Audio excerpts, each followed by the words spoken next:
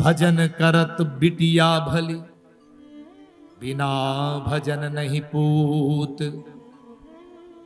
ભજન કરત બિટિયા ભલી, દીકરી કેવી હોવી જોઈએ ઘરમાં? ભજન ભક્તિ કરે એવી દીકરી હોવી જોઈએ ઘરમાં. બિના ભજન નહીં પૂત. પૂત એટલે પુત્ર, દીકરો.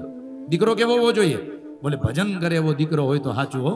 હા, જીવિકાનું શિક્ષણ શીખે એની સામે વાંધો નથી.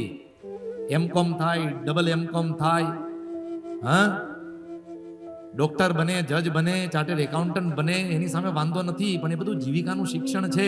પણ જીવનનું શિક્ષણ જ ન શીખ્યો તો એ દીકરો એ શું કામનો, દીકરી પણ શું કામની. એટલે આપણું સાહિત્ય કહે ભજન કરત બિટિયા ભલી, બિના ભજન નહીં પૂત.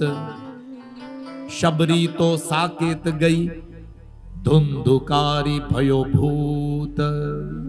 શબરી એને ભજન કર્યું તો સાકેત ધામને પ્રાપ્ત કરે છે.